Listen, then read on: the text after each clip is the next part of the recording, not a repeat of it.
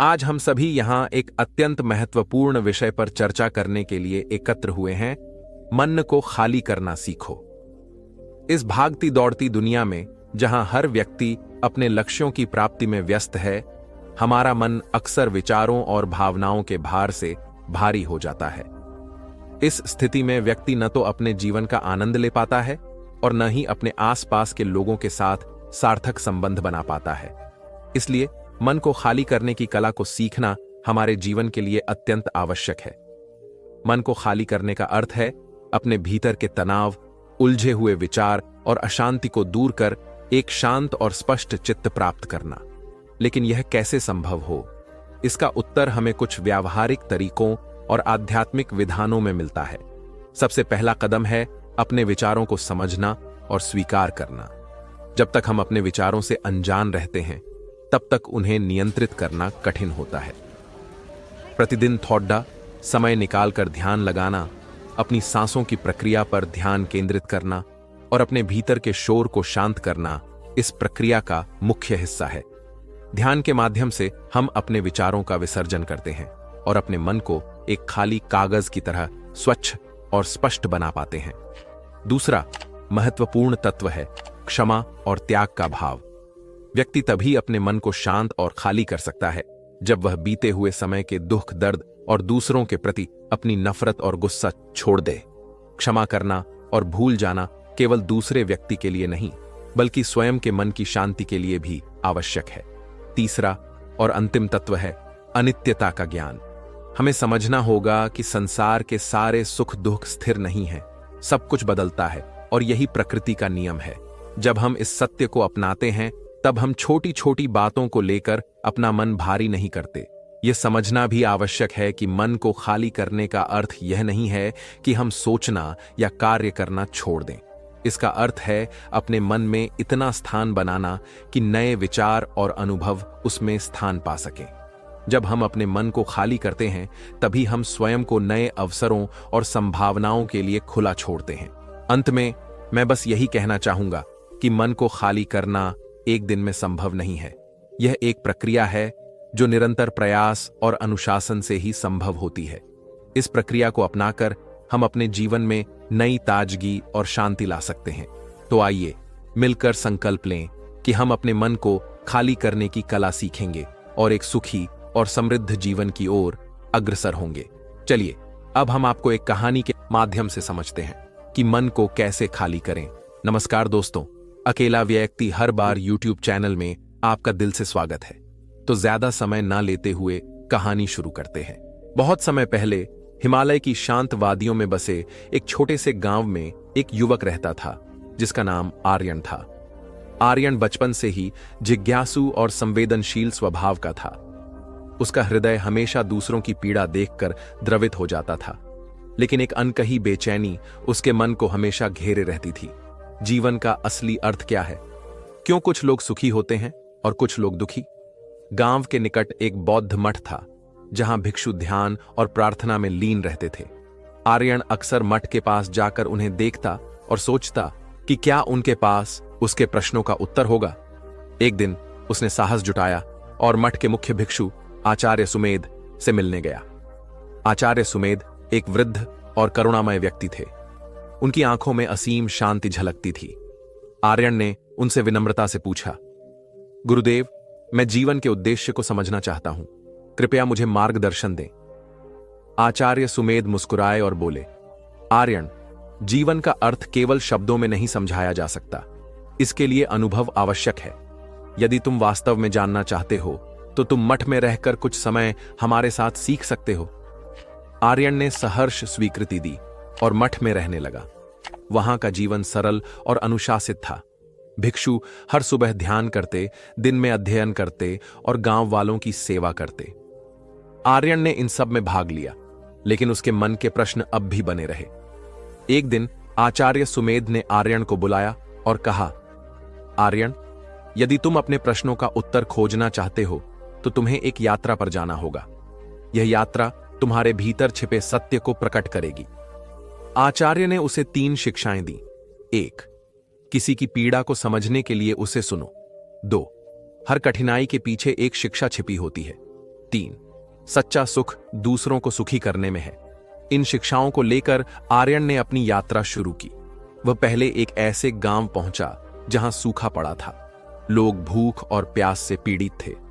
आर्यन ने वहां लोगों की मदद करने का निश्चय किया। उसने मठ में सीखे अपने कौशल का उपयोग करते हुए एक कुआं खोदने में मदद की। जब पानी निकला तो गांव वालों की खुशी देखने लायक थी। उन्होंने आर्यन को धन्यवाद दिया, लेकिन आर्यन ने महसूस किया कि असली खुशी उनके चेहरों पर मुस्कान लाने में थी। यह पहली शिक्षा का अनुभव था, किसी की पीड़ा को समझने और उसकी सहायता करने का महत्व।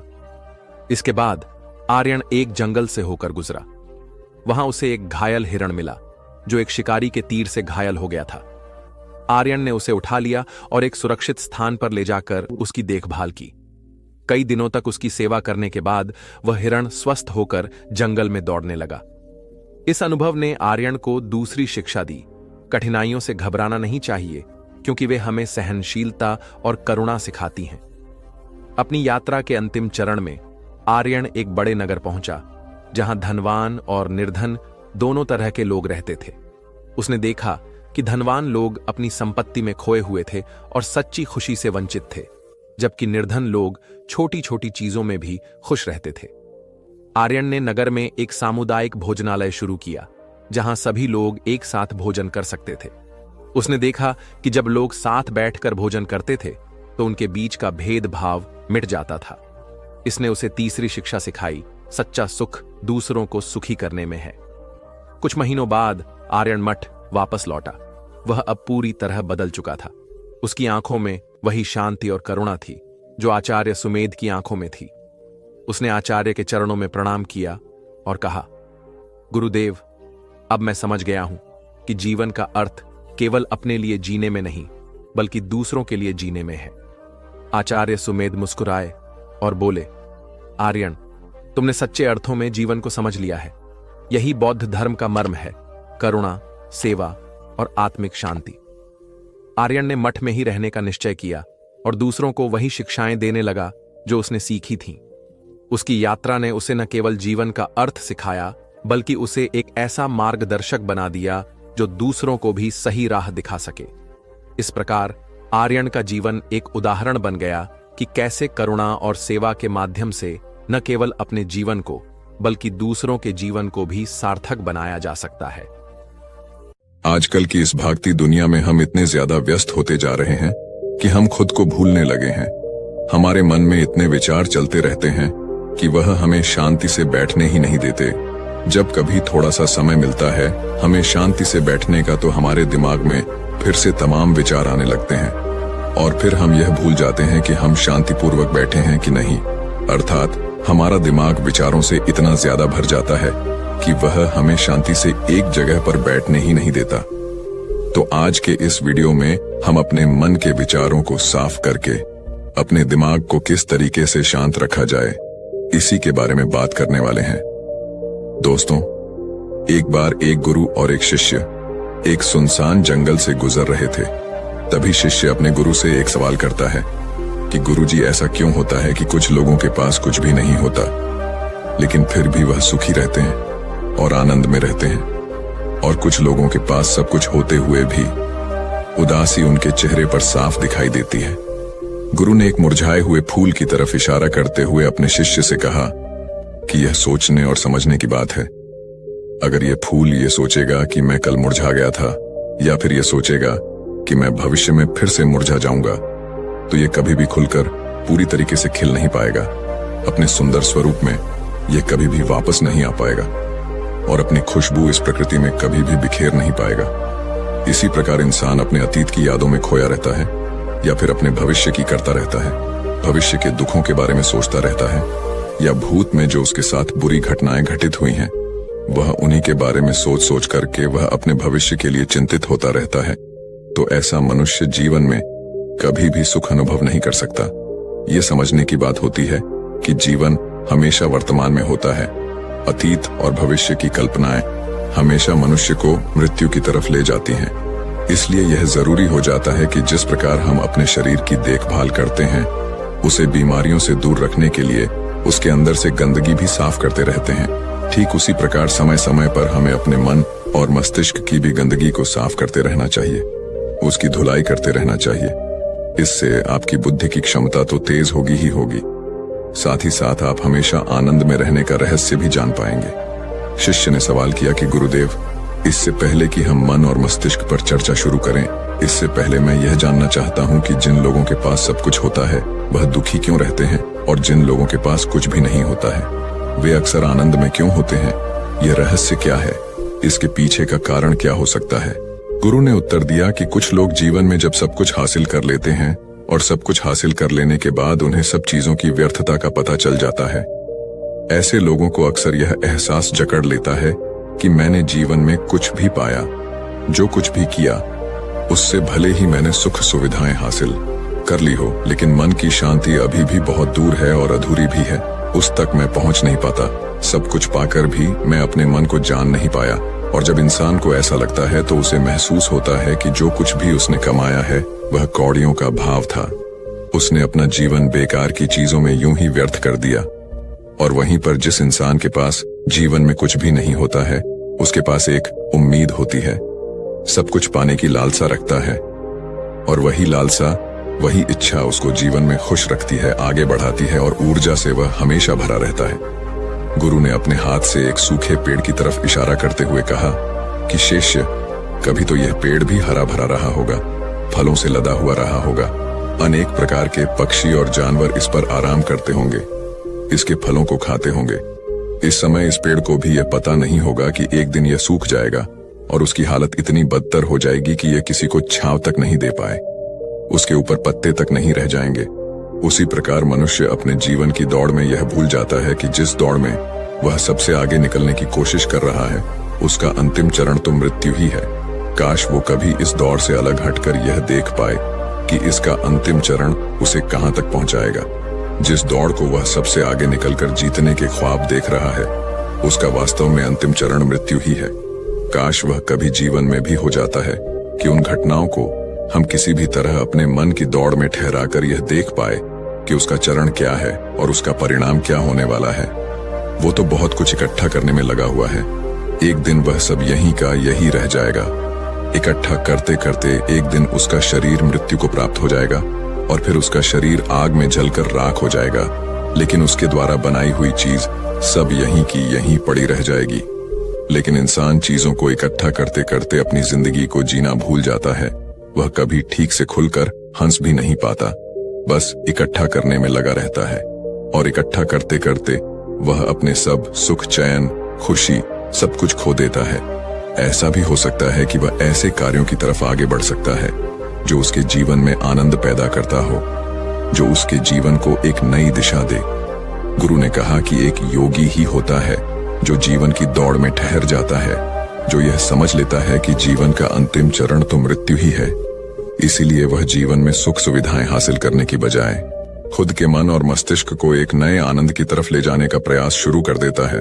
शिष्य ने सवाल किया कि गुरुदेव, क्या एक गृहस्थ जीवन में जीने वाला मनुष्य उस आनंद की प्राप्ति नहीं कर सकता?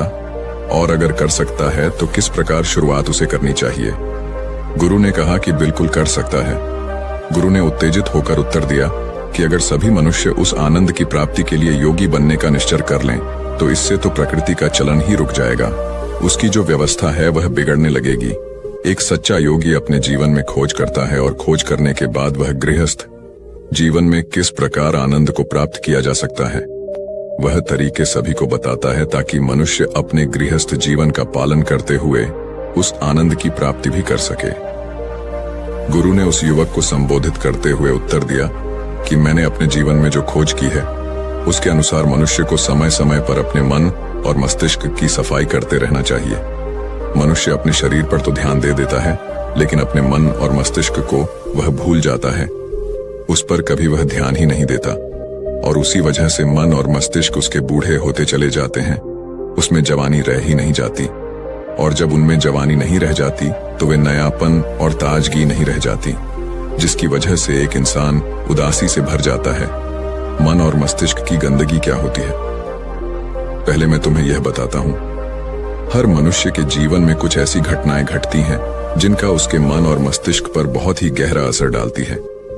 वह जीवन पर्यंत उन घटनाओं को भुला भी नहीं पाता और वही घटनाएं उसके मन में पूरी तरह से पक्की बैठ जाती हैं, जो उसके मन में गांठ बना लेती हैं और भविष्य में जब भी वह कोई काम करता है तो यह घटनाएं उसको प्रभावित करती हैं। उसके विचारों को, उसके निर्णय को पूरी तरह से यह घटनाएं बदल कर रख देती हैं। ऐसे मनुष्य की दृष्टि भी भ्रमित हो जाती है। वह सत्य स्वरूप को देख ही नहीं पाता। वह उन चीजों को उन घटनाओं से जोड़कर भ्रमित तरीके से देखता रहता है। उदाहरण के लिए, अगर किसी बुरी आंखें वाले आदमी ने आपको धोखा दे दिया है तो आप जीवन पर्यंत बुरी आंखें वाले आदमी को हमेशा धोखेबाज ही समझते रहेंगे। उस पर कभी पूर्ण रूप से आप विश्वास ही नहीं कर पाएंगे। लेकिन समझने की बात यह होती है कि जिस इंसान ने आपको धोखा दिया है वह धोखा आपको बुरी आंखों से नहीं मिला, वह इंसान के स्वभाव से मिला है। लेकिन उस इंसान के स्वभाव से हमारे दिमाग में उसका एक चित्र छप गया, उसकी एक छवि बन गई, और वह छवि दूसरे आदमी से जब हम संपर्क करते हैं तो बीच में एक दीवार की तरह खड़ी हो जाती है। और इसी वजह से दो लोगों के बीच गहरे संबंध स्थापित नहीं हो पाते। तो मनुष्य के लिए सबसे जरूरी यही होता है कि वह अपने आप को अतीत की घटनाओं से मुक्त रखे। उन घटनाओं से प्रभावित होकर वह दिमाग में किसी तरह की छवि न बनाए। कुछ लोग इस बात पर यह सवाल खड़ा कर सकते हैं कि फिर जीवन के अनुभव किस काम में आएंगे। लेकिन समझने की बात तो यह होती है कि हम जीवन के अनुभवों को भी भ्रमित तरीके से जान लेते हैं, सही तरीके से उनसे सीख ही नहीं पाते। शिष्य अपने गुरु की बातों में इतना खो गया कि उसे चलते चलते जंगल के रास्ते में पड़े हुए कांटे दिखाई नहीं दिए और अचानक उसके पैर में कांटा चुभ गया। गुरु ने उसका कांटा बाहर निकालते हुए उससे पूछा, ये कांटा तुम्हारे पैर में क्यों लगा? इसके पीछे तुम किसे जिम्मेवार मानते हो? गुरु ने कहा कि तुम मुझे भी जिम्मेवार मान सकते हो क्योंकि मैं तुम्हें ये बातें सुना रहा था, या तुम खुद को भी जिम्मेदार मान सकते हो कि तुम मेरी बातों में इतना खो गए कि तुम्हारा रास्ते पर से ध्यान ही नहीं रहा, या तुम इन पेड़ों को भी जिम्मेवार मान सकते हो जिन्होंने यह कांटे इस रास्ते पर बिछा दिए। तभी शिष्य ने उत्तर दिया कि गुरुदेव, इसमें मैं खुद को ही जिम्मेदार मानता हूं, क्योंकि आप तो अपना काम कर रहे थे और इस पेड़ ने भी अपना काम किया, पर मैं अपना काम होशपूर्वक नहीं कर पाया। अगर मैं चलते समय ध्यान लगाए रहता, अगर मैं आपकी बातों में पूरी तरह से नहीं खो जाता तो मुझे ये कांटा कभी नहीं लगता। इसमें पूरी तरह से ही मेरी गलती है। गुरु ने शाबाशी से अपने शिष्य के पीठ को थपथपाया और आगे कहा कि जो घटनाएं हमारे मन को प्रभावित करती हैं, जरूर उसे बाहर निकाल दें। और उसके लिए सबसे सरल तरीका है कि अपनी भावनाओं को व्यक्त करना सीखो। उसे अपने दिल में, अपने मस्तिष्क में बैठा कर मत रखो। जब तुम किसी दूसरे मनुष्य के सामने अपनी भावनाओं को व्यक्त कर देते हो तो तुम्हारे मन का बोझ हल्का हो जाता है। कुछ लोगों का स्वभाव ऐसा होता है कि वह अपने मन की बात किसी को नहीं बताते। ऐसे लोग अक्सर अंदर ही अंदर दुखी होते रहते हैं, लेकिन वह अपने मन की बात किसी दूसरे आदमी को कभी नहीं बताते। उसके कुछ उल्टे ऐसे लोग भी होते हैं जो अपने मन में किसी भी बात को रख नहीं पाते। उनके साथ कुछ भी अच्छा या बुरा होता है, वह अपने मन की बात, अपने भावनाओं की बात दूसरों के सामने व्यक्त कर देते हैं। और तुमने खुद महसूस किया होगा कि जो लोग अपने मन की भावनाओं को व्यक्त कर देते हैं वह जीवन में ज्यादा आनंदित रहते हैं। कभी भी प्राकृतिक रूप से आए हुए भावनाओं को नहीं रोकना चाहिए। यह हमें किसी भी भावना को दबाना नहीं चाहिए। अगर हम किसी भी भावना को रोकने की कोशिश करते हैं तो वे हमें अंदर ही अंदर खाने लग जाती हैं। गुरु ने आगे कहा कि शिष्य, अगर तुम्हारा मन किसी बुरी घटना पर रोने को हो रहा है तो चीख चीख कर रो लो, अपने आप को रोको मत। उस भावना को पूरी तरह से बाहर आने दो। अगर किसी दूसरी घटना पर तुम्हारा मन खुश होने का, आनंदित होने का हो रहा है तो पूरी तरह से नाचो, गाओ, जिससे कि तुम उस भावना को बाहर निकाल सको। और जब वे भावनाएं अपनी पूरी गति के साथ बाहर आ जाती हैं तो तुम्हारा मन उन घटनाओं को पीछे छोड़ देता है, अर्थात तुम्हारा मन धीरे धीरे हल्का होने लगता है। गुरु ने शिष्य को समझाते हुए बताया कि जिस प्रकार तेज रफ्तार से चलता हुआ पानी अपने वेग से आने वाली सभी बाधाओं को तोड़ देता है, और अगर हम अपनी भावनाओं को बहने दिए तो वह उन सभी बाधाओं को तोड़ देगा, और उस बात को तोड़ने के बाद उसका कचरा उसके मन से निकल जाएगा और उसका दूषित मन भी साफ हो जाएगा, उसके अंदर की गंदगी भी दूर हो जाएगी। अक्सर मनुष्य अपने मन में किसी घटना को दबाकर इसलिए रखता है कि वह सोचता है कि अगर सामने वाले को इस घटना के बारे में पता चल जाएगा तो वह क्या सोचेगा। इसी विचार से वह अंदर ही अंदर खुद दुखी होता रहता है और अपनी भावनाओं को दबाता रहता है, लेकिन सामने वाले को वह कुछ भी नहीं बताता। लेकिन अगर वह हिम्मत करके शुरुआत कर सकता है, अपने अंदर की बात अपने किसी करीबी मित्र को बता दे, तो उसका पूरा जीवन परिवर्तित हो सकता है। उसका जीवन सुखमय बन सकता है। एक बार अगर उसके दिमाग में यह आदत बन गई तो जीवन भर अपनी भावनाओं को दूसरों के सामने व्यक्त करने से कभी नहीं हिचकिचाएगा। हम अपने जीवन में इस आदत को 21 दिनों में पैदा कर सकते हैं।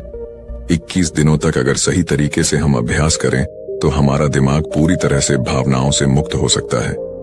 यह 21 दिनों का अभ्यास इस प्रकार है।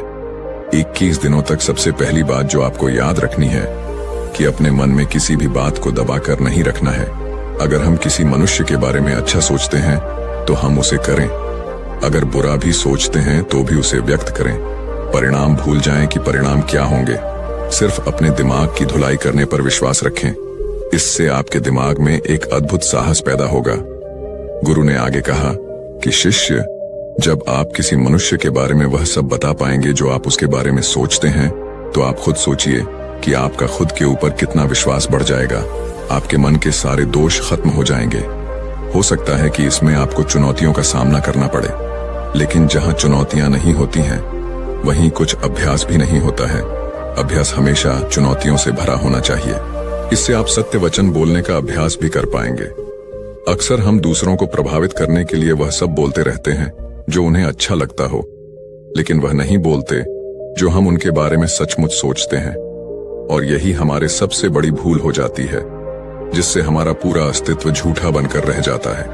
और अपनी भावनाओं को व्यक्त करते समय यह भी जरूर ध्यान रखें कि आपके अंदर जो भावनाएं उस इंसान के प्रति उठ रही हैं, उसके पीछे का मूलभूत कारण क्या है। उदाहरण के लिए, जब एक नौकर अपने मालिक के लिए कोई काम करता है और वह काम अच्छे से नहीं कर पाता है, तो मालिक उसे डांट फटकार देता है, जिससे उसके अंदर उसके प्रति क्रोध की भावनाएं उठने लगती हैं। लेकिन समझने की बात यह होती है कि मालिक तो आपको कहेगा ही, वह तो डांटेगा ही। अगर आप अच्छे से काम नहीं करेंगे, अगर आप काम अच्छे से कर रहे हैं और फिर भी आपका मालिक आपके साथ उचित व्यवहार नहीं कर रहा है, तो आप खुलकर अपने मालिक को अपनी भावनाएं व्यक्त कर सकते हैं, बिना यह सोचे कि इसका परिणाम क्या होगा। अगर आप इस भावना को उठाएंगे नहीं तो आप अपनी नजरों में खुद ही नीचे गिरने लग जाएंगे। आपका आत्मविश्वास बिल्कुल खत्म हो जाएगा। दूसरा अभ्यास जो तुम्हें 21 दिनों तक करना है, वह यह है कि जो भी घटनाएं तुम्हारे साथ घटित होती हैं, कम से कम आपके जीवन में एक ऐसा इंसान होना चाहिए जिसके सामने तुम अपने दिल की बात रख सकते हो। चाहे अच्छी बात हो, चाहे बुरी बात हो, वह सब बातें तुम बिना कुछ सोचे विचारे, बिना कुछ डर से कि वो इंसान तुम्हारे बारे में क्या सोचेगा, तुम उस इंसान को अपनी सारी बातें बता सको और वह इंसान तुम्हारी सारी बातें सुनने के बाद तुम्हारे लिए कोई छवि पैदा ना करें। ऐसे इंसान अपने जीवन में खोजो और उनके सामने अपनी सारी भावनाएं व्यक्त करने की कोशिश करो। दिन में जो कुछ भी घटित होता है, अच्छा लगता है या बुरा होता है, किसी के प्रति आकर्षण होता है, उसको एक दोस्त की तरह बताने का प्रयास करें। इससे यह पता चल जाएगा कि तुम्हारा मन घटनाओं के प्रति किस प्रकार की भावनाएं पैदा करता है। तुम अपने मन की सारी बातें कह दो ताकि तुम्हारे अंदर की भावनाएं, तुम्हारे अंदर में जो विचार उत्पन्न हो रहे हैं, वह पूरी तरह खाली हो जाएं। तीसरा अभ्यास जो तुम्हारे मन को खाली रखेगा, वह है योग्य निद्रा का अभ्यास। देखते ही देखते यह चर्चा खत्म करते हुए गुरु और शिष्य उस जंगल को पार करके अपने आश्रम में पहुंच चुके थे। तो दोस्तों, उम्मीद है इस वीडियो से आपको काफी कुछ सीखने को मिला होगा, और अगर कुछ सीखने को मिला हो तो हमारे इस वीडियो को लाइक, शेयर और सब्सक्राइब जरूर कर लीजिएगा, और साथ ही कमेंट में नमो बुद्धाय जरूर लिखिएगा। धन्यवाद। अरे यह भी कोई काम है। इसके बाद उन्होंने ढेर सारे तथ्यों के साथ अपने काम को महत्वहीन बताने की कोशिश की। उन्होंने यह भी कहा कि इस समय जो काम मेरे जिम्मे है, उसके आधार पर दूसरे संस्थान में नौकरी भी नहीं मिलेगी। इस बात को मुकेश के रिपोर्टिंग मैनेजर मिस्टर कुमार को बताया गया। वह सुलझे हुए इंसान हैं। उन्होंने तरीके से मुकेश को समझाया कि उनका काम कैसे महत्वपूर्ण है। मिस्टर कुमार ने उनसे पूछा, मुकेश पहले अपने काम के बारे में बताइए। मुकेश ने कहा, मेरा काम यह देखना है कि हमारी कंपनी के प्रोडक्ट में कहां कहां गड़बड़ी है, उसे कैसे दूर किया जा सकता था, आगे ऐसा क्या किया जाए जिससे पुरानी खामियां फिर से सामने नहीं आए। मुकेश की बात खत्म होते ही मिस्टर कुमार ने कहा, यह जानकर अच्छा लगा कि आपको अपने काम की अच्छी समझ है। जैसा आपने कहा है उसके अनुसार आपका काम प्रोडक्ट को कैसे बेहतर बनाया जाए और उसके निर्माण के दौरान की खामियों को दूर करने से जुड़ा है। मुकेश ने हाँ में सर हिलाया। इसके बाद मिस्टर कुमार ने पूछा, जब प्रोडक्ट को लेकर इतनी बड़ी ही जिम्मेदारी कंपनी ने आपको दी है, तब आप अपने काम को महत्वहीन क्यों समझते हैं? एक आम धारणा है कि जो लोग प्रोडक्ट के निर्माण से सीधे जुड़े हैं वही मेनस्ट्रीम में काम करते हैं, लेकिन हर काम मेनस्ट्रीम का होता है। अगर ऐसा नहीं होता तो कंपनी आपके ऊपर खर्च नहीं करती। कंपनी को पता है कि आपके काम का परिणाम प्रोडक्ट पर दिखेगा, इसलिए इस बात को मन से निकालिए कि आप जो काम कर रहे हैं उसकी पूछ नहीं है। ध्यान से देखेंगे तो लगेगा कि आपका काम ही सबसे महत्वपूर्ण है, एकता और समझदारी। ऊंचे आकाश में सफेद कबूतरों की एक टोली उड़कर जा रही थी। बहुत दूर जाना था उन्हें, लंबा रास्ता था। सुबह से उड़ते उड़ते थकान होने लगी थी। सूरज तेजी से चमक रहा था। कबूतरों को भूख लगने लगी थी। तभी उन्होंने देखा कि नीचे जमीन पर चावल के बहुत से दाने पड़े थे। कबूतरों ने एक दूसरे से कहा, चलो भाई थोड़ी देर रुककर कुछ खा लिया जाए, फिर आगे जाएंगे। एक बुजुर्ग कबूतर ने चारों ओर देखा। वहां दूर दूर तक कोई घर या मनुष्य दिखाई नहीं दे रहा था। फिर चावल के ये दाने यहां कहां से आए? बुजुर्ग कबूतर ने बाकी कबूतरों को समझाया, मुझे लगता है कि यहां कुछ गड़बड़ है, तुम लोग नीचे मत उतरो। लेकिन किसी ने भी उसकी बात नहीं सुनी। सभी कबूतर तेजी से उतरे, दाना चुगने लगे। इतने बढ़िया दाने बहुत दिनों के बाद खाने को मिले थे। वे बहुत खुश थे। जब सभी ने भरपेट खा लिया तो बोले, चलो भाई अब आगे चला जाए। लेकिन यह क्या? जब उन्होंने उड़ने की कोशिश की तो उड़ ही नहीं पाए। दोनों के साथ साथ वहां एक चिड़ीमार का जाल भी था जिसमें उनके पांव फंस गए थे। उन्हें अपनी गलती पर पछतावा हुआ। बूढ़ा कबूतर पेड़ पर बैठकर सब देख रहा था। उसने जब अपने साथियों को मुसीबत में देखा तो फौरन उड़ा और चारों ओर देखा। दूर उसे चिड़ीमार आता दिखाई दिया। वह फौरन लौटा और अपने साथियों को बताया। सब वहां से निकलने का उपाय सोचने लगे। तब बूढ़े कबूतर ने कहा, दोस्तों एकता में बड़ी शक्ति होती है। सब एक साथ उड्डड होगे तो जाल तुम्हें रोक नहीं पाएगा। उसने गिना, 1 2 3। उड़ो। सारे कबूतरों ने एक साथ जोर लगाया और जाल उनके साथ उठने लगा। जब तक चिड़ीमार वहां पहुंचा तब तक जाल काफी ऊपर उठ चुका था। वह देखता ही रह गया और कबूतर जाल लेकर उड़ गए। बूढ़ा कबूतर सबसे आगे उड़ रहा था। काफी देर उड़ने के बाद वे नीचे उतरे। वहां कबूतरों के दोस्त चूहे रहते थे। चूहों ने अपने तेज दांतों से जाल काट दिया। इस तरह बूढ़े कबूतर की समझदारी और साथ मिलकर काम करने से सभी कबूतर बच गए। एक शहर में एक बहुत अमीर व्यक्ति रहता था। उसका नाम तो था धनीमल, लेकिन था वह बेहद कंजूस। उसका कहना था कि अगर आप अपना पैसा अपने पास रखेंगे तो सबको पता चल जाएगा कि आपके पास बहुत पैसे हैं। फिर चोर डाकू आपके पीछे पड़ जाएंगे और सारा पैसा रात को आकर गड्ढे में देख लेता था कि उसका सोना वहां है या नहीं। उसे विश्वास था कि कोई भी चोर इस जगह के बारे में नहीं जान पाएगा, लेकिन ऐसा नहीं हुआ। धीरे धीरे पूरे शहर में यह चर्चा होने लगी कि धनीमल रात में शहर के बाहर जाकर कुछ करता है। एक रात जब उसने गड्ढा खोद कर देखा तो सोना वहां से गायब था।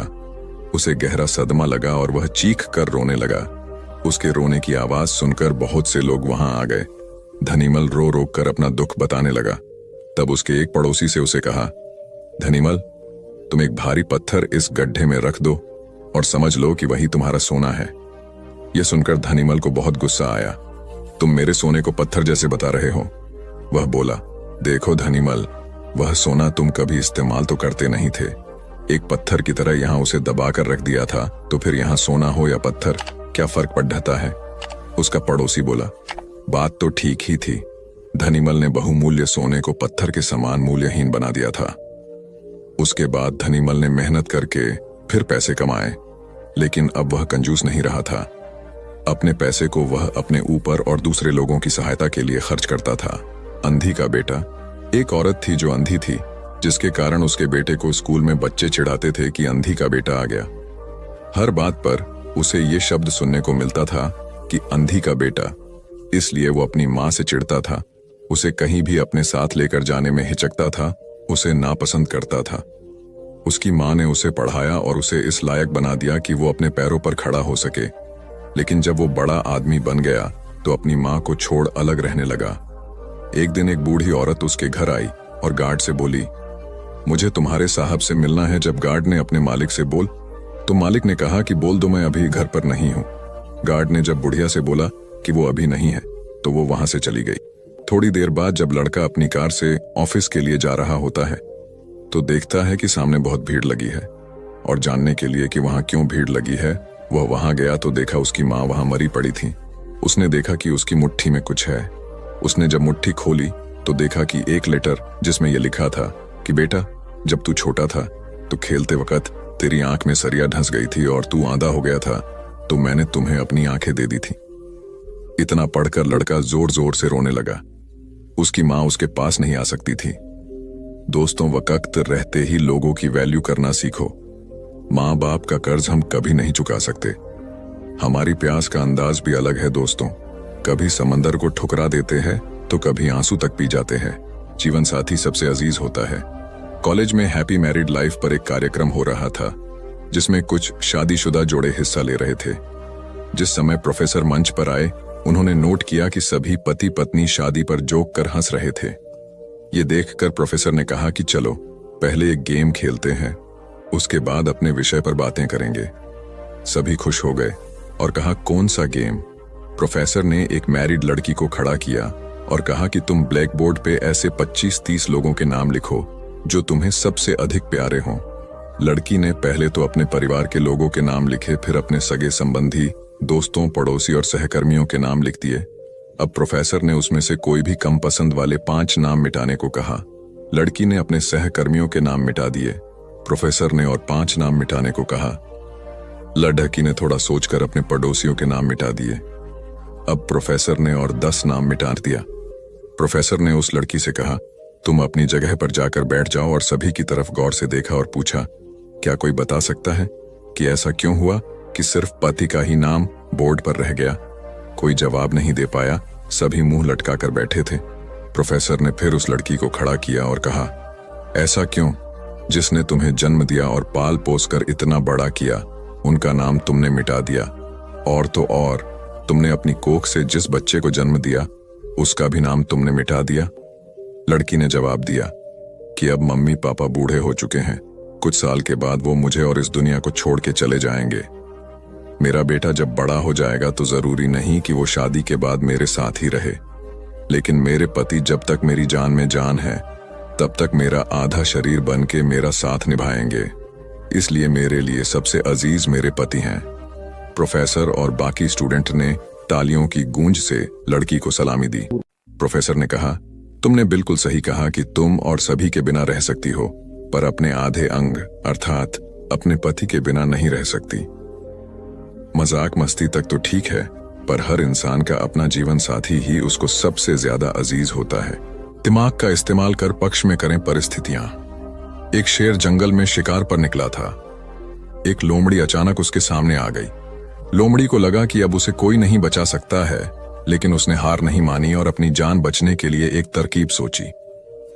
लोमड़ी ने शेर से कड़े शब्दों में कहा, तुम्हारे पास इतनी ताकत नहीं कि मुझे मार सको। यह सुनकर शेर थोड़ा अचंभित हुआ। उसने पूछा, तुम ऐसा कैसे कह सकती हो? लोमड़ी ने अपनी आवाज और जैसी परेशानी बार बार नहीं आती, अगर आती भी है तो आसानी से हल हो जाती है। सिकंदर की बात सुनकर रोहित को अपनी गलती का एहसास हुआ। उसे एहसास हुआ कि शुरुआती सफलता के बाद उसने सीखना एकदम छोड़ दिया था। यही वजह है कि अपने व्यापार में होने वाले नुकसान का आकलन वह नहीं कर पाया। जीवन में सफल होने के लिए सीखते रहना जरूरी है। इंसान को हमेशा सीखते रहना चाहिए। इससे उसके भीतर नकारात्मक विचार नहीं आते हैं, बल्कि उसमें सकारात्मक बदलाव आता रहता है और सफलता की सीढ़ियां चढ़ता रहता है। सीखते रहने वाले व्यक्ति को सफलता के अवसर भी ज्यादा मिलते हैं। सबसे बड़ी बात यह है कि इस तरह के व्यक्ति में अहंकार नहीं होता। जिसके मन में अहंकार होगा वह कभी सीखने का प्रयास नहीं करेगा। घमंड कुल्हाड़ी हुई निरुत्तर। एक बार कुल्हाड़ी और लकड़ी के एक डंडे में विवाद छिड़ गया। दोनों स्वयं को शक्तिशाली बता रहे थे।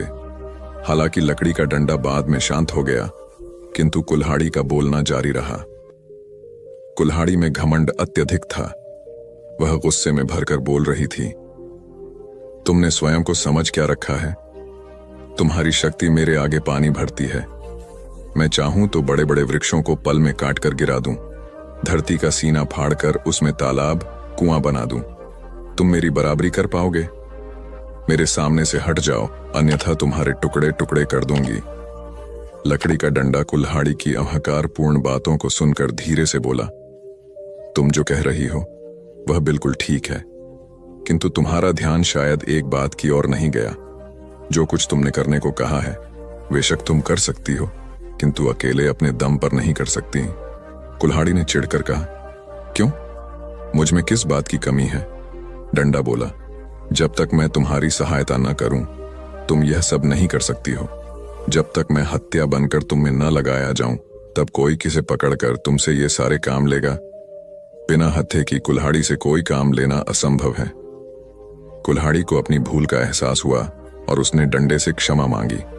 कथा सार यह है कि दुनिया सहयोग से चलती है।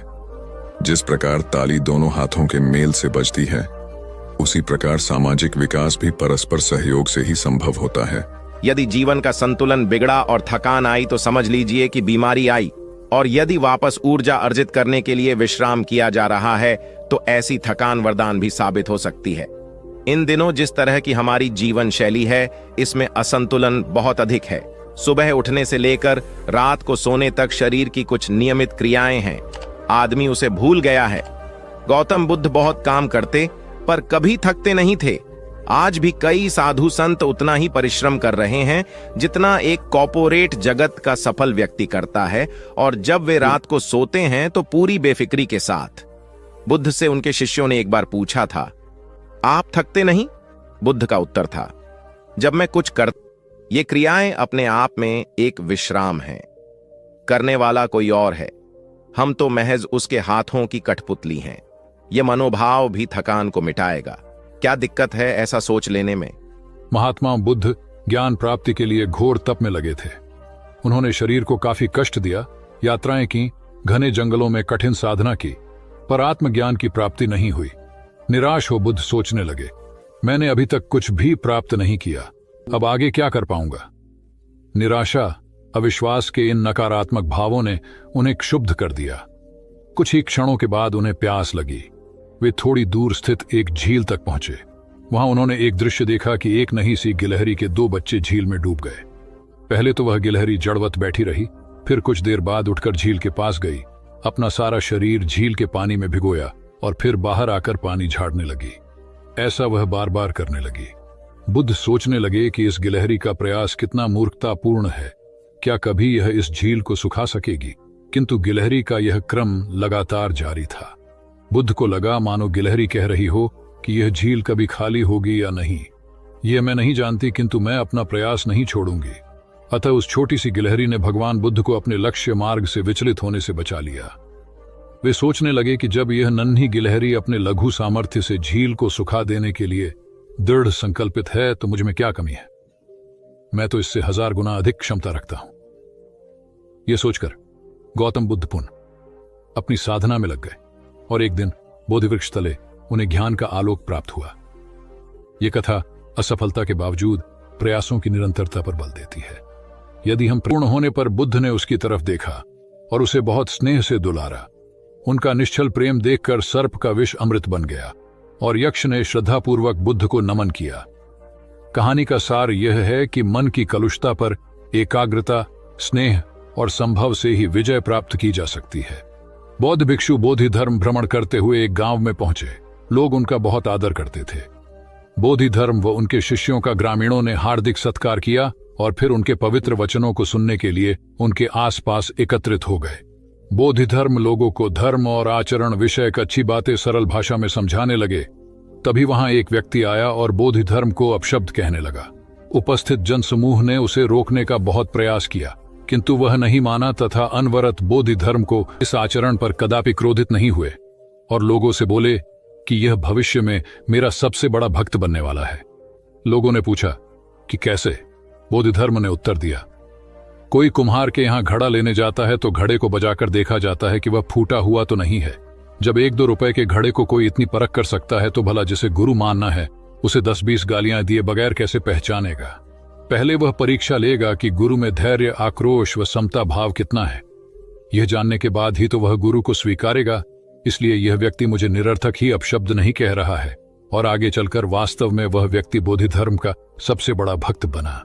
किसी को शिक्षा देने से पूर्व स्वयं का आचरण भी तदनुरूप होना चाहिए, तभी गुरु का महान पद मिलता है। वस्तुतः गुरु की गुरुता तभी स्वीकारी जाती है जबकि उसमें सदाचरण के सभी लक्षण मौजूद हों। महात्मा गौतम बुद्ध के श्रावस्ती में प्रवचन चल रहे थे। प्रवचन में नित्य ही बड़ी संख्या में लोग आते और विविध महत्वपूर्ण व गंभीर विषयों पर बुद्ध से ज्ञान ग्रहण करते। बुद्ध का शिष्य वर्ग भी काफी विशाल था, जो प्रवचन स्थल की व्यवस्था संभालता और बुद्ध की सेवा में सदैव तत्पर रहता। एक बार रात के समय महात्मा बुद्ध प्रवचन दे रहे थे। सदैव की भांति काफी लोग उनके प्रवचन सुन रहे थे। एक व्यक्ति जो बुद्ध के ठीक सामने बैठा था बार बार नींद के झोंके ले रहा था। बुद्ध थोड़ी देर तक तो प्रवचन देते रहे, फिर उससे बोले, वत्स, सो रहे हो? उस व्यक्ति ने हड़बड़ाकर कहा, नहीं महात्मा। बुद्ध ने पुनः प्रवचन प्रारंभ किए। वह व्यक्ति फिर ऊँघने लगा। महात्मा ने फिर वही प्रश्न दोहराया और उसने फिर अचकचाकर नहीं महात्मा कहा। ऐसा लगभग 8-10 बार हो गया। कुछ देर बाद बुद्ध ने उससे पूछा, वत्स, जीवित हो? हर बार की तरह इस बार भी उसने कहा, नहीं महात्मा। यह सुनकर उपस्थित श्रोताओं में हंसी की लहर दौड़ गई और वह व्यक्ति पूर्णतः चैतन्य हो गया। तब बुद्ध गंभीर होकर बोले, वत्स, निद्रा में तुम्हारे मुख से सही उत्तर मिल ही गया। जो निद्रा में है वह मृतक समान ही है। महात्मा बुद्ध का संकेत था कि गुरु से ज्ञान ग्रहण करते वक्त सजगता अत्यंत आवश्यक है। गाफिल रहने की स्थिति में ज्ञान की प्राप्ति पूर्ण नहीं होती और अधकचरा ज्ञान सदैव खतरनाक साबित होता है। कथा सिद्धार्थ के जीवन के उस दौर की है जब वे बुद्धत्व को प्राप्त नहीं हुए थे और निरंजना नदी के तटीय वनों में वृक्ष के नीचे ध्यान करते थे। सिद्धार्थ प्रतिदिन ध्यान करने के बाद पास के किसी गांव में चले जाते और भिक्षा मांगकर लौट आते। कुछ दिनों के बाद उन्होंने भिक्षाटन पर जाना बंद कर दिया, क्योंकि एक गांव के प्रधान की छोटी बेटी सुजाता उनके लिए नित्य भोजन लाने लगी। सिद्धार्थ को वह बड़े स्नेह से भोजन कराती थी। कुछ दिनों बाद उसी गांव का एक चरवाहा भी सिद्धार्थ से प्रभावित होकर उनके पास आने लगा। उसका नाम स्वस्ति था। एक दिन स्वस्ति से सिद्धार्थ बातें कर रहे थे कि सुजाता भोजन लेकर आई। जैसे ही सिद्धार्थ ने भोजन करना शुरू किया, उन्होंने बातचीत बंद कर दी। जितनी देर तक वे भोजन करते रहे, बिल्कुल चुप रहे और वहां सन्नाटा छाया रहा। स्वस्ति को हैरानी हुई। उसने सिद्धार्थ के भोजन करने के उपरांत उनसे पूछा, गुरुदेव, आप मेरे आने के बाद निरंतर वार्तालाप करते रहे, किंतु भोजन के समय एक शब्द भी नहीं बोले। इसका क्या कारण है? सिद्धार्थ बोले, भोजन का निर्माण बड़ी कठिनाई से होता है। किसान पहले बीज बोता है, फिर पौधों की रखवाली करता है और तब कहीं जाकर अनाज पैदा होता है। फिर घर की महिलाएं उसे बड़े जतन से खाने योग्य बनाती हैं। इतनी कठिनाई से तैयार भोजन का पूरा आनंद तभी संभव है जब हम पूर्णतः मौन हों। भोजन के दौरान मैं मौन रहकर उसका पूरा स्वाद लेता हूं। वस्तुतः शांति से किया गया भोजन न केवल शारीरिक भूख को तृप्त करता है, बल्कि मानसिक आनंद और सात्विक ऊर्जा भी देता है।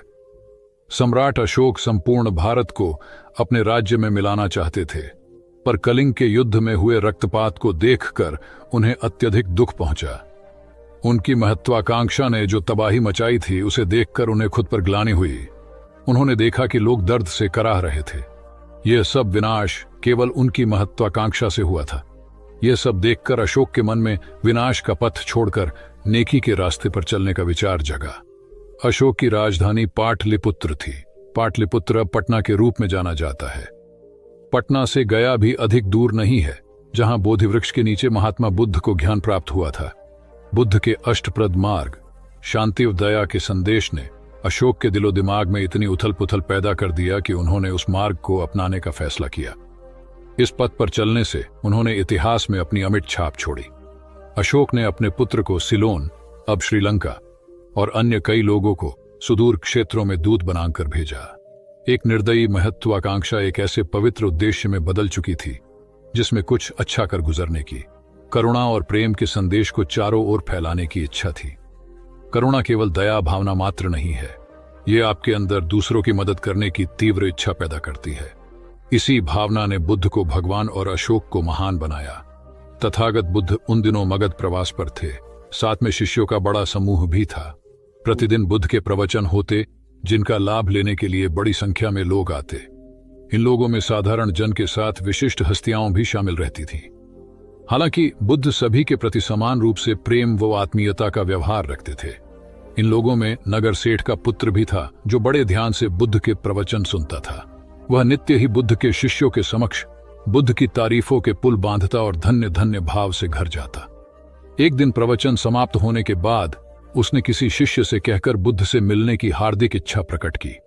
जब उसे बुद्ध के सामने ले जाया गया तो उसने उन्हें साष्टांग प्रणाम कर कहा, भगवान, आप जैसा तपस्वी और ज्ञानी व्यक्ति पहले न कभी हुआ था और न भविष्य में होगा। यह सुनते ही बुद्ध ने उसकी बात बीच में ही रोककर कहा, वत्स, क्या तुमने इतना अध्ययन कर लिया है कि अब तक कितने संत महापुरुष हुए हैं, और क्या भविष्य भी जान चुके हो कि आगे और कोई नहीं होगा? युवक लज्जित भाव से चुप खड़ा रहा, क्योंकि इस बात का उसके पास कोई जवाब नहीं था। बुद्ध ने अपनी बात समाप्त करते हुए उसे सीख दी, सदैव अपनी आंखें खुली रखो। जो जैसा है उसे वैसा ही महत्व दो। किसी से उसकी तुलना मत करो। कथा का सार यह है कि किसी भी क्षेत्र के अधिकारी विद्वान की स्वतंत्र रूप से प्रशंसा करना उचित है, किंतु सर्वश्रेष्ठ बताना अनुचित, क्योंकि श्रेष्ठता को व्यक्ति, समय व स्थान की सीमाओं में नहीं बांधा जा सकता। आनंद भगवान बुद्ध के प्रमुख व प्रिय शिष्य थे। उनके स्वभाव में उदारता, स्नेह व सहिष्णुता जैसे गुण शामिल थे। वे सभी के प्रति समान व्यवहार करते थे। उनकी दृष्टि में कोई छोटा या बड़ा नहीं था। एक बार आनंद कहीं जा रहे थे। रास्ते में उन्हें बड़े जोर की प्यास लगी। आसपास देखा तो निकट ही कुआं दिखाई दिया।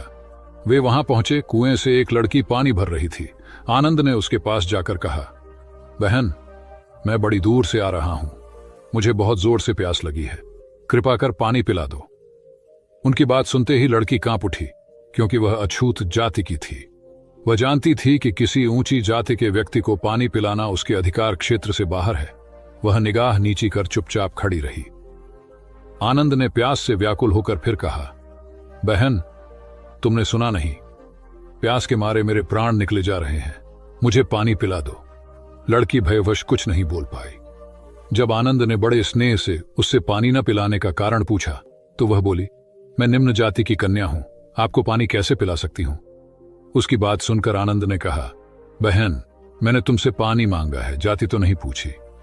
आनंद की उदारता ने उस कन्या का भय दूर कर दिया और उन्हें पानी पिलाकर वह धन्य हो गई। कथा का सार यह है कि ईश्वर की दृष्टि सम होने के कारण उसने सभी मनुष्यों को समान शरीर, बुद्धि और भावना से नवाजा है। अपने सृष्टिकर्ता के विरुद्ध जाकर मानव मानव में भेद करना सर्वथा अनुचित है। एक बार भगवान बुद्ध अपने शिष्यों के साथ पाटलिपुत्र पहुंचे। सभी लोग एक विहार में रुके। भोजन के बाद बुद्ध ने आनंद से अगले दिन से प्रवचन आरंभ करने को कहा। अगले दिन बुद्ध का प्रवचन सुनने बड़ी संख्या में लोग उपस्थित थे। बुद्ध प्रवचन देने के बाद लोगों से मिलते, उनकी समस्याएं सुनते और नेक सलाह देते।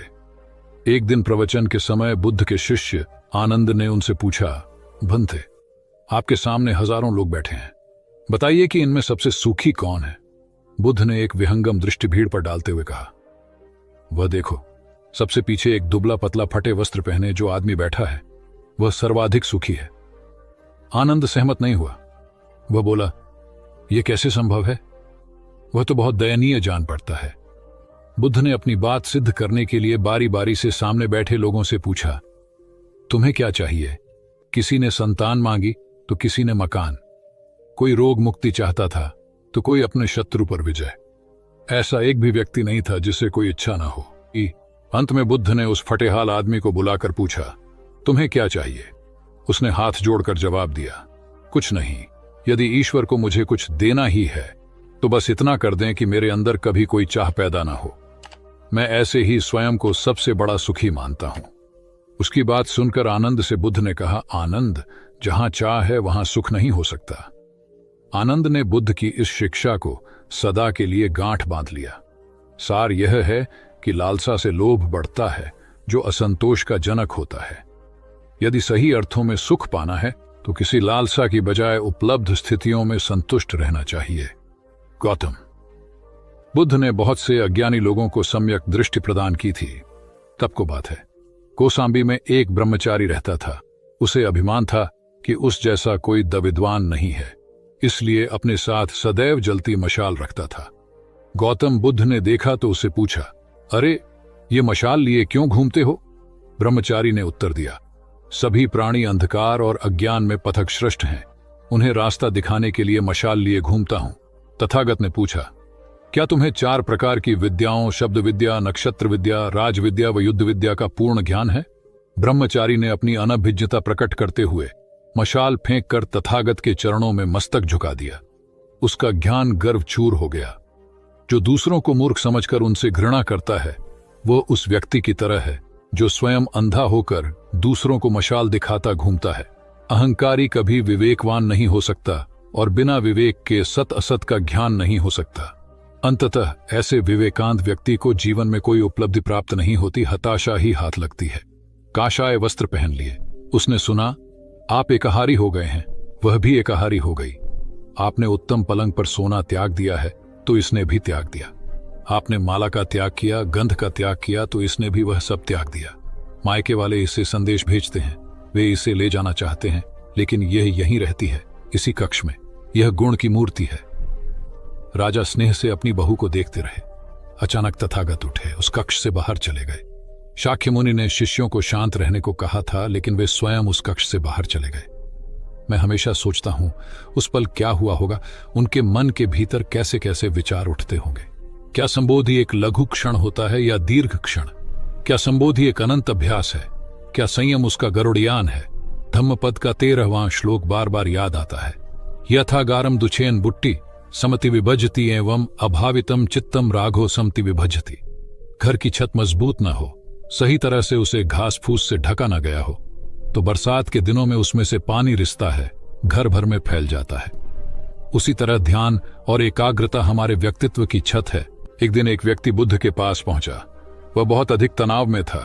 अनेक प्रश्न उसके दिमाग में घूम घूम कर उसे परेशान कर रहे थे, जैसे आत्मा क्या है, आदमी मृत्यु के बाद कहां जाता है, सृष्टि का निर्माता कौन है, स्वर्ग नरक की अवधारणा कहां तक सच है और ईश्वर है या नहीं।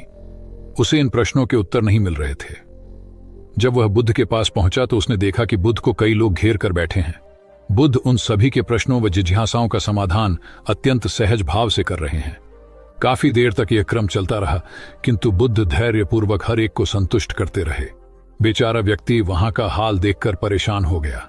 उसने सोचा कि इन्हें दुनियादारी के मामलों में पड़ने से क्या लाभ, अपना भगवत भजन करें और बुनियादी समस्याओं से ग्रस्त इन लोगों को भगाए। किंतु बुद्ध का व्यवहार देखकर तो ऐसा लग रहा था मानो इन लोगों का दुख उनका अपना दुख है। आखिर उस व्यक्ति ने पूछ ही लिया, महाराज, आपको इन सांसारिक बातों से क्या लेना देना? बुद्ध बोले, मैं ज्ञानी नहीं हूं और इंसान हूं। वैसे भी वह ज्ञान किस काम का जो इतना घमंडी और आत्म केंद्रित हो कि अपने अतिरिक्त दूसरे की चिंता ही न कर सके। ऐसा ज्ञान तो अज्ञान से भी बुरा है। बुद्ध की बातें सुनकर व्यक्ति को उलझन दूर हो गई। उस दिन से उसकी सोच व आचरण दोनों बदल गए। कथा का सार यह है कि ज्ञान तभी सार्थक होता है जब वह लोक कल्याण में संलग्न हो। महात्मा बुद्ध ने युवक को सत्संग का महत्व समझाया। महात्मा बुद्ध एक गांव में ठहरे हुए थे। वे प्रतिदिन शाम को वहां पर सत्संग करते थे। भक्तों की भीड़ होती थी क्योंकि उनके प्रवचनों से जीवन को सही दिशा बोध प्राप्त होता था। बुद्ध की वाणी में गजब का जादू था। तब बुद्ध ने उसे समझाया, यदि इसी तरह उसे पानी में निरंतर डालते रहोगे तो कुछ ही दिनों में ये छेद फूलकर बंद हो जाएंगे और टोकरी में पानी भर पाओगे।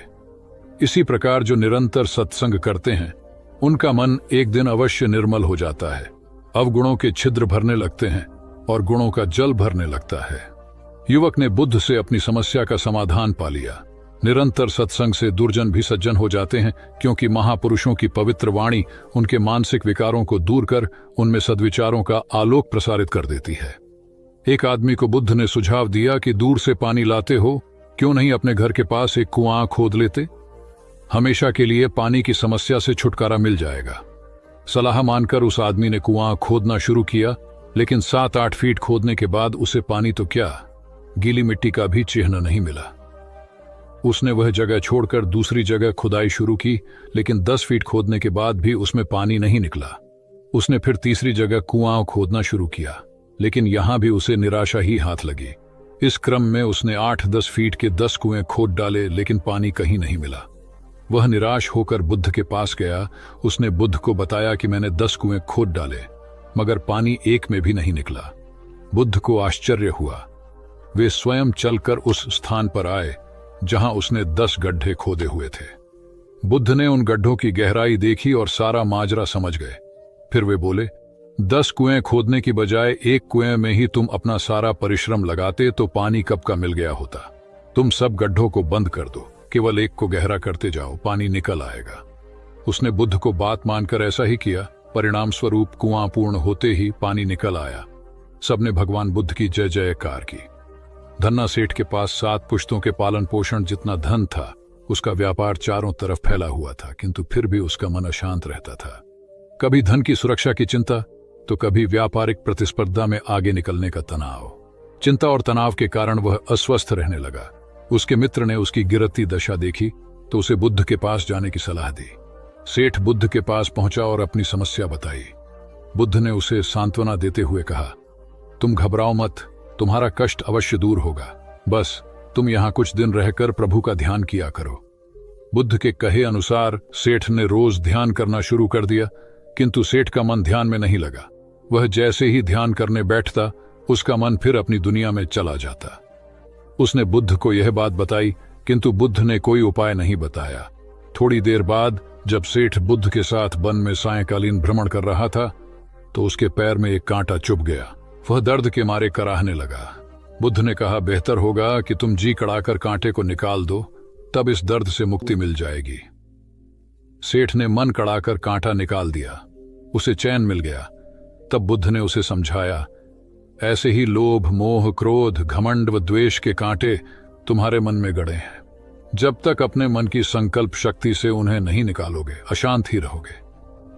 सेठ का अज्ञान बुद्ध के इन शब्दों से दूर हो गया और उसने निर्मल हृदय की राह पकड़ ली। अपनी कुप्रवृत्तियों से मुक्ति के लिए संकल्पबद्धता अनिवार्य है। जब तक व्यक्ति दृढ़ निश्चय न कर ले, वह अपनी गलत आदतों से मुक्त नहीं हो सकता। बुद्ध की शिक्षा से गांव का उद्धार हुआ। एक युवक ने बुद्ध से आकर कहा, मेरा गांव अशिक्षित है। मैं अपने परिवार से झगड़कर थोड़ा बहुत पढ़ पाया हूं। आगे और पढ़ना चाहता हूं, किंतु सभी रोक रहे हैं। घर के लोग सोचते हैं कि खेती में खूब पैसा है और उसके लिए किसी शिक्षा की आवश्यकता नहीं है। यही सोच गांव वालों की भी है। कृपया आप मेरे गांव चलकर वहां शिक्षा का प्रसार करवाइए। बुद्ध युवक की बात मानकर गांव आ गए। धर्मभीरू ग्रामीणों ने बुद्ध का सत्कार किया और रोज उनके प्रवचन सुनने आने लगे। बुद्ध जब भी शिक्षा का महत्व बताते, ग्रामीण विरोधी मत रखते। एक दिन एक महिला अपने 5 साल के बच्चे के लिए पूछने लगी कि उसे किस उम्र से शिक्षा दिलवाए। तब बुद्ध ने समझाया कि तुम्हें तो 5 वर्ष पूर्व उसकी शिक्षा शुरू कर देनी थी। उसे क्या खाना है, क्या नहीं, कैसे क्या बोलना है आदि बातें शुरू से सिखाओगी, तभी तो वह अपना उचित ख्याल रख सकेगा। बुद्ध की यह बात महिला सहित सभी ग्रामीणों को समझ में आ गई। उन्होंने अपने बच्चों को विद्यालय भेजना शुरू किया। यह समय वर्षा का था। युवक ने लोगों को जल संग्रहण की तकनीक बताई। अधिकांश ने उपहास किया, किंतु युवक अपना काम करता रहा। बुद्ध का सहयोग प्राप्त था, इसलिए किसी ने उसका खुलकर विरोध नहीं किया।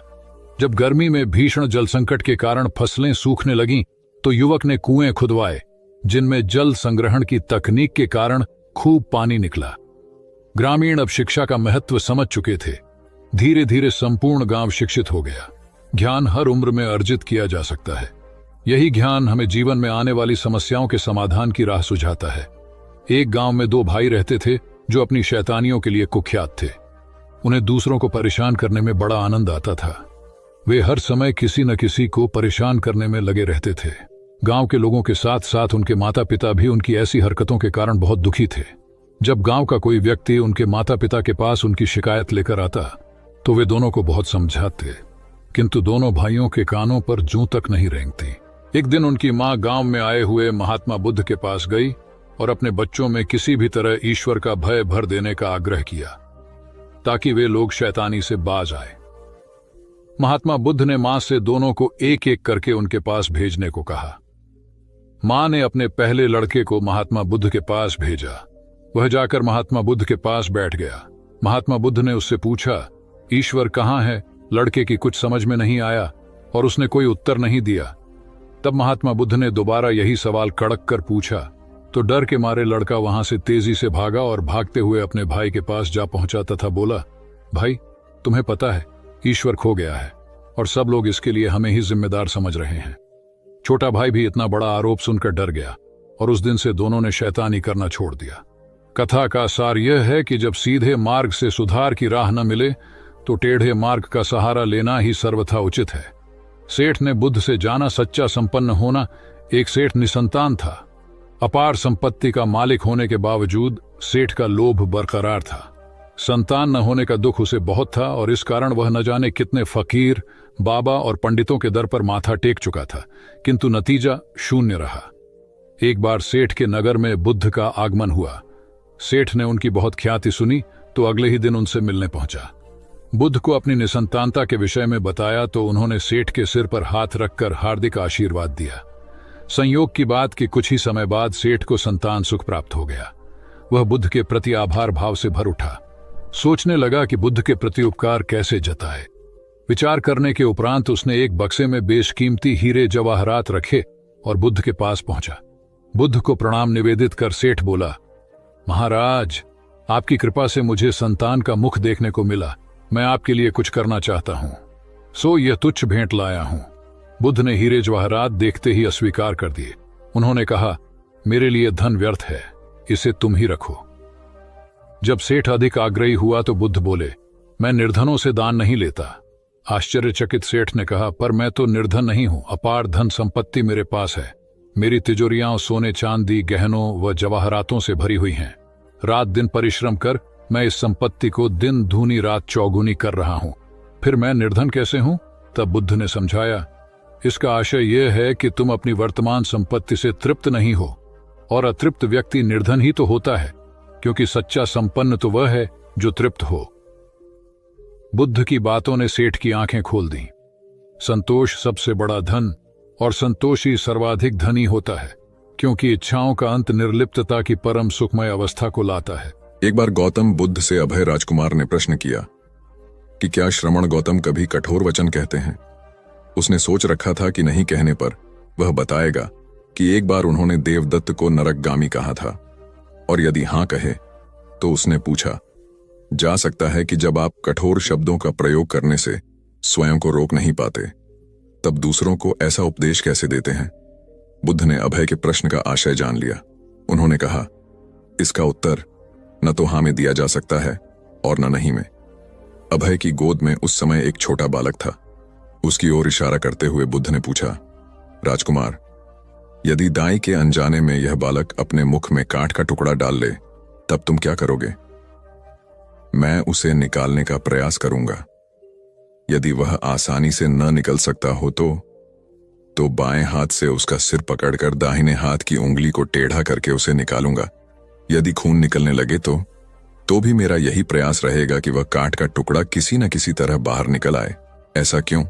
इसलिए कि भंते इसके प्रति मेरे मन में अनुकंपा है। राजकुमार, ठीक इसी तरह तथागत जिस वचन के बारे में जानते हैं कि यह मिथ्या या अनर्थकारी है और उससे दूसरों के हृदय को ठेस पहुंचती है, तब उसका वे कभी उच्चारण नहीं करते। पर इसी तरह जो वचन उन्हें सत्य और हितकारी प्रतीत होते हैं तथा दूसरों को प्रिय लगते हैं, उनका वे सदैव उच्चारण करते हैं।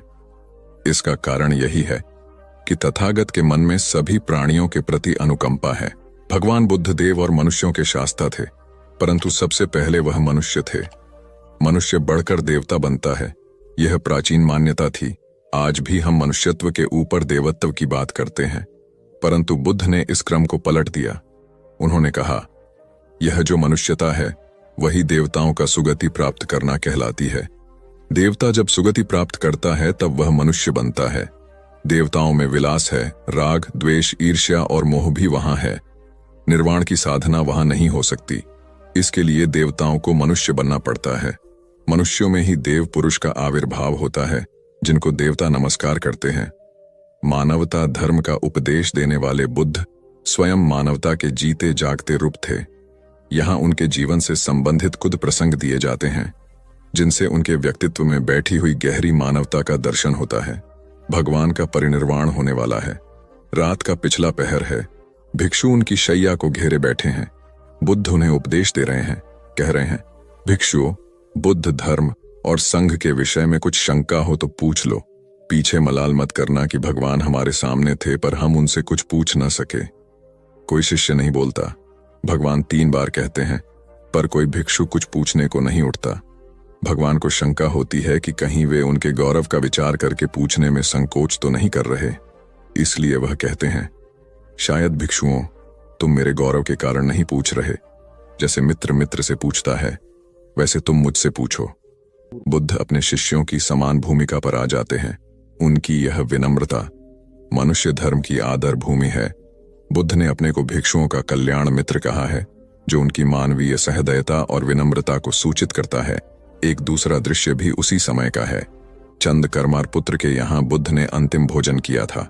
उसके बाद ही उन्हें खून गिरने की कड़ी बीमारी हो गई थी, जो उनके शरीरांत का कारण बनी। बुद्ध को उसके हृदय का बड़ा ध्यान था। भक्त उपासक को यह अफसोस हो सकता था कि उसका भोजन करके ही भगवान का शरीर छूट गया।